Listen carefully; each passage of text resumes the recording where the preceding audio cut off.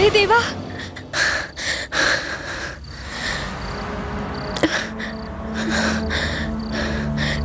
देवा त्यांचं रक्षण कर.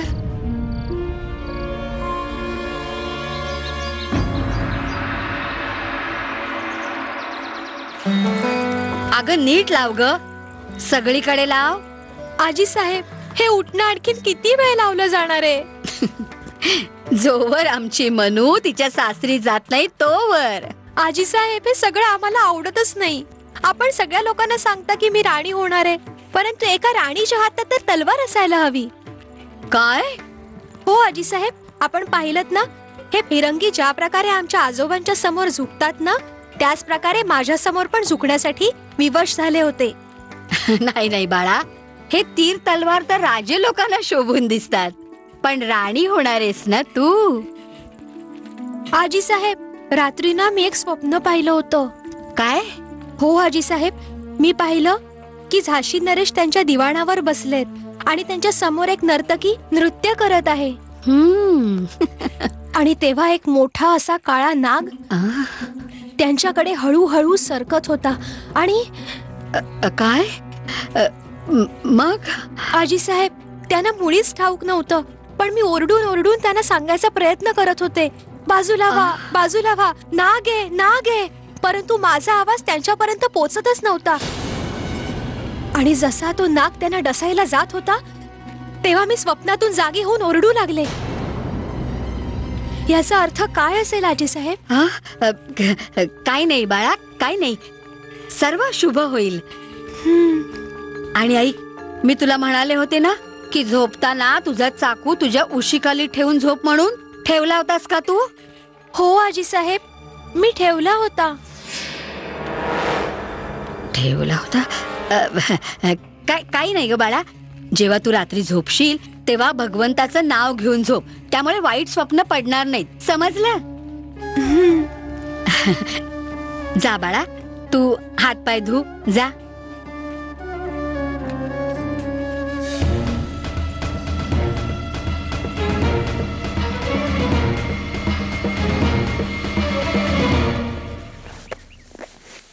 जर माघ आणि पौषाच्या मध्यात विवाहाची तिथी निश्चित झाली तर राहूची महादशा संपलेली असेल.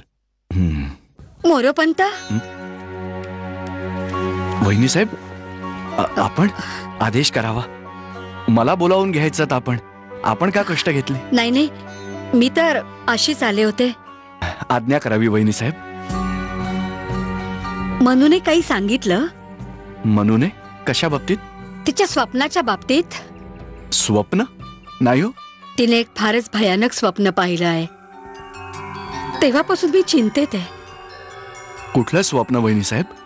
तिने स्वप्नात पाहिलं होतं की झाशी नरेश गंगाधर रावांना एक विषारी नाग दंश करायला चाललाय. अशा वेळी अशा प्रकारची स्वप्न अपशकुनाचा भास मनी आणतात.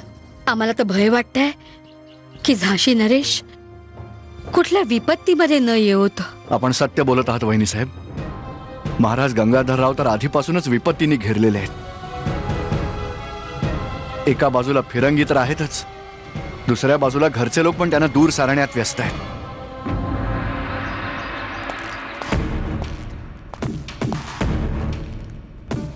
अम्मी जान, चाचा जाननी तख्तावर बसण्याआधी आपणा दोघींकडे रोखून पाहिलं होतं. हा आपल्या दृष्टीचा भ्रम आहे. जी नाही, अली बहादूर बरोबर बोलतोय. गंगाधर रावाला आपणा सर्वांवर. वहिनी साहेब, कुठे होतात आपण? आपण सर्व मिळून महाराज गंगाधर रावांना त्यांच्या विवाहाच्या शुभकामना देण्यासाठी. क्षमा असावी महाराज, आपणा सर्वांना भेटण्यासाठी उत्सुक आहेत.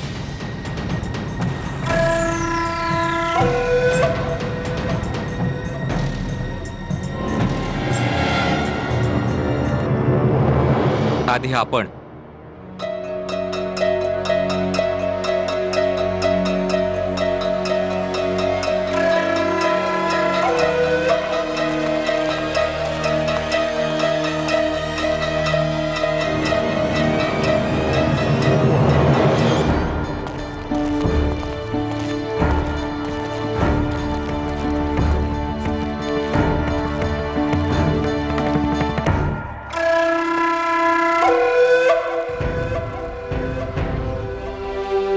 झाशी नरेश गंगाधर रावांना आणि आमच्या झाशीला त्यांची महाराणी मिळाल्याबद्दल ही भाग्यहीन सखूबाई असीम शुभकामना देते. आपण हा विचार करत असाल की हीच ती स्त्री आहे जिने आमच्या मृत्यूचा समाचार ऐकल्यावर त्वरितच झाशीच्या सिंहासनावर स्वतःचा अधिकार जाहीर केला होता. आपण हे जाणता गंगाधरराव की जर इंग्रजांना माहीत झालं असतं की झाशीचं सिंहासन रिक्त आहे तर त्यांनी लगेच आपली झाशी हडपली असती. बस हाच विचार करून आम्ही ते पाऊल उचललं होतं.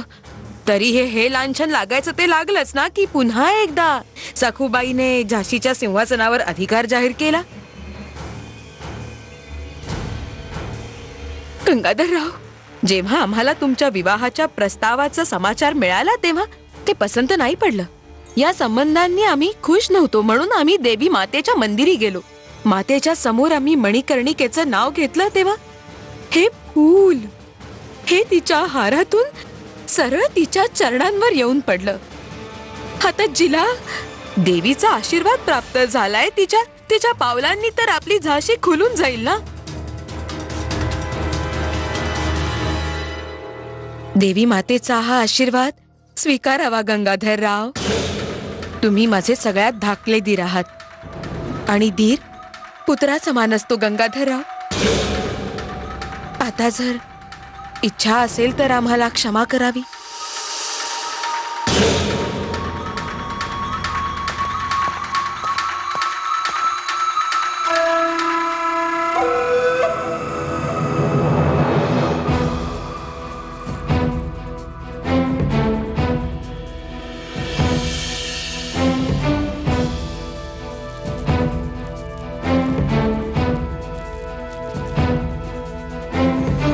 क्षमा असावी. आमच्या महाराजांचा आदेश आहे, आपण इथंच बसावं.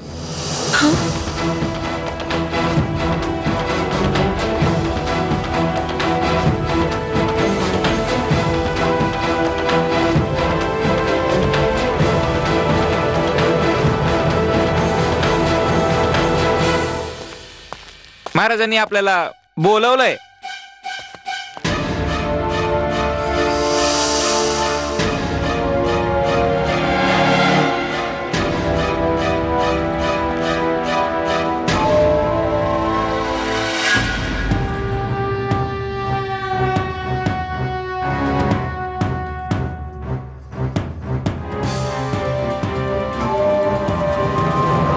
हे आपण काय करताय वहिनी साहेब? मी आपल्याशी आपण आमच्याशी जे काही वागलात सगळं स्वीकारलं या गंगाधररावने.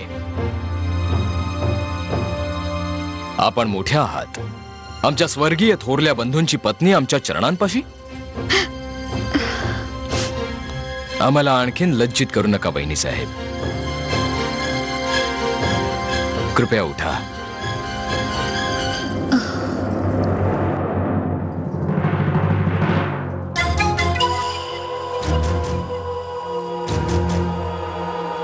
हे काय आहे? हे झाशीच्या होणाऱ्या वारसासाठी ठेवलं होतं, पण भगवानने या अभागिनीला काही संतान दिलं नाही. जर मी त्यावेळी तुम्हालाच माझा पुत्र मानलं असतं तर आजचा हा दिवस तर पाहायला लागला नसता.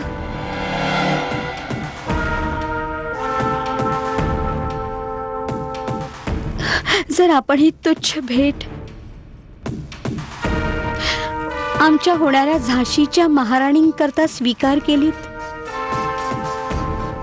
तर मी समजेन की आपण आम्हाला क्षमा केलीत.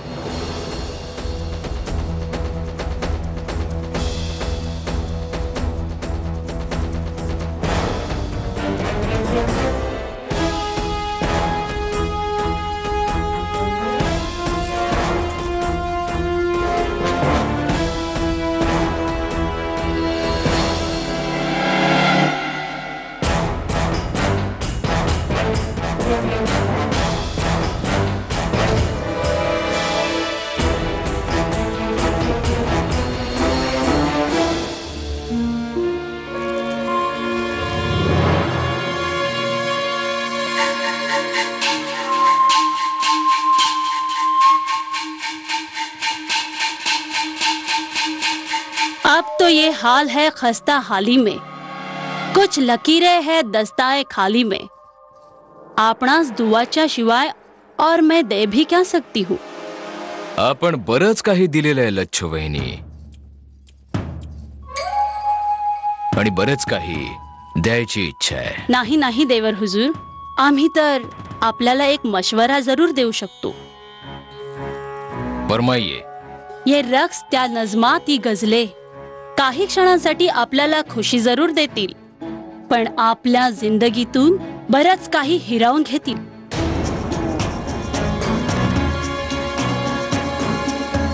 एका तवायफला आम्हापेक्षा अधिक कोण समजू शकतो. वो बजाय तर जान देतील असं वाटेल, पण कधी कुणाची कुर्बानी देतील हे कोणीच नाही जाणत. मला यकीन आहे की आपण माझी बात समजला असाल.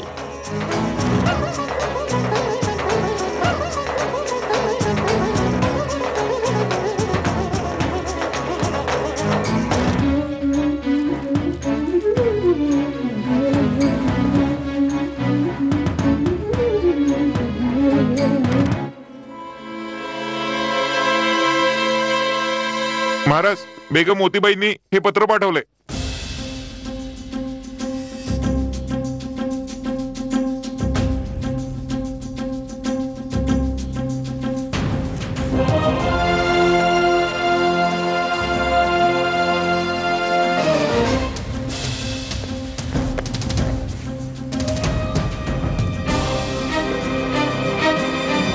मेरे मोहसीन, मेरे सरताज, आपल्या जुदाईच्या दुःखात बुडालेली आपली कनीज मोती काय आता ह्या लायकीची पण नाही राहिली की आपण तिचा सलाम कबूल केला असता.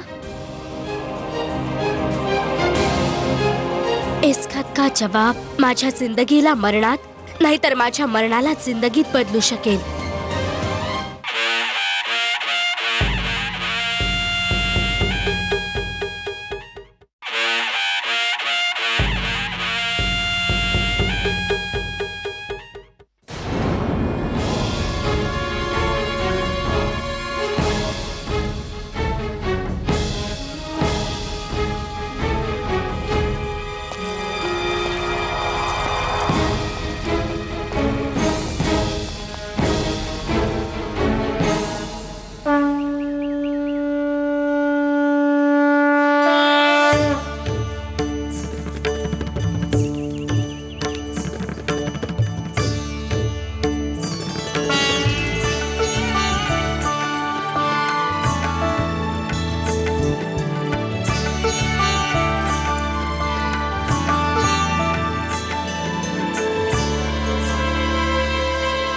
हे देवा, हे काय?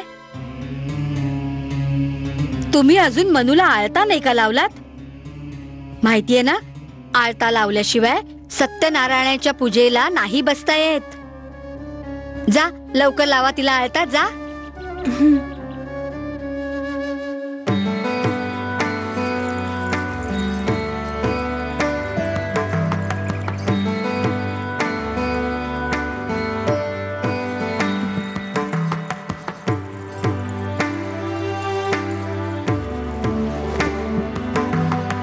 पहिल्यांदा मला आळता लावा ना. आपला विवाह नाही होते. का नाही होणार? मनुताईच्या बरोबर माझा पण विवाह होणार.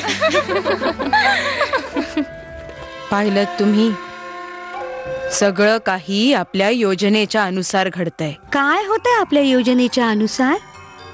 महाराजने एक शब्द आपल्याशी बोलले ना, आमच्याशी. मला वाटतंय अवश्य त्यांच्या मनात आपल्या विरुद्ध काही ना काही चाललंय. चालू द्या, हे लग्न नाही होणार. आपल्या लच्छोने तिचा तीर सोडलाय.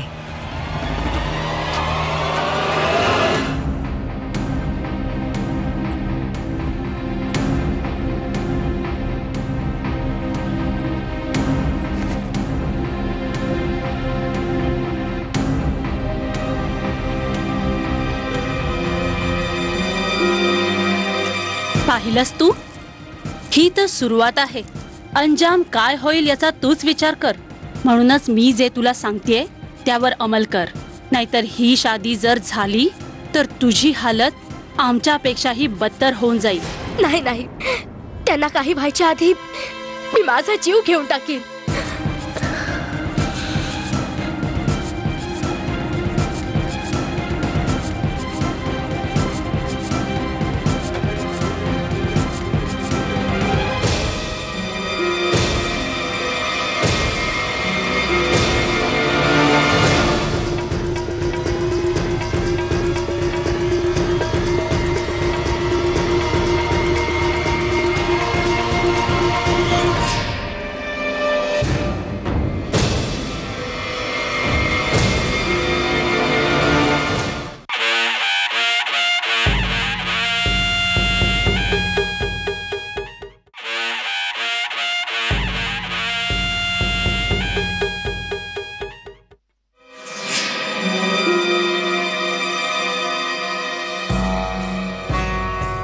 इतकी नाराजगी की काही क्षणांचा आमचा इंतजार बर्दाश्त होत नाही आपल्याला. काय आहे हे?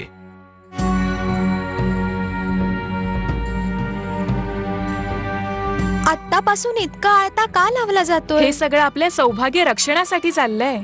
झाशी नरेश स्वतःचं रक्षण स्वतः नाही करू शकत. आपण चिंतामुक्त राहायला पाहिजे.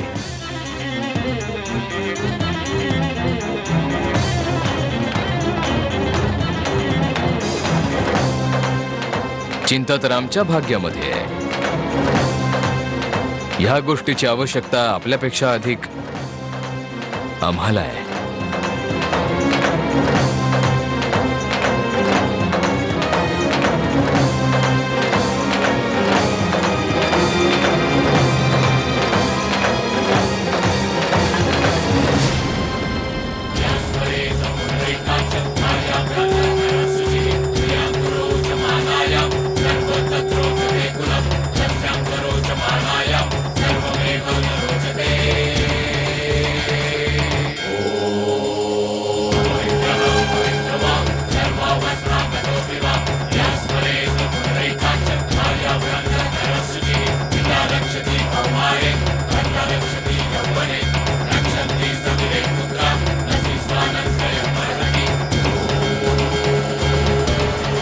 हे देवा, हे काय केलं? अपशकुन झाला.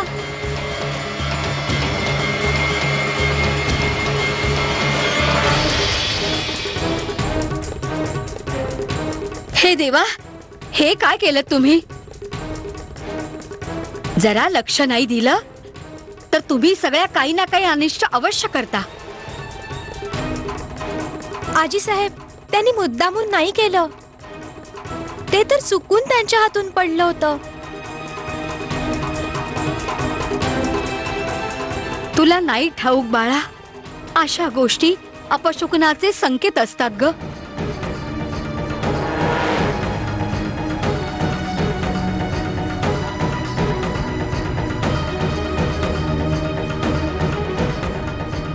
अरे देवा, तुझ्या सौभाग्याच्या नावाचं पहिलं अक्षर धूसर झालं.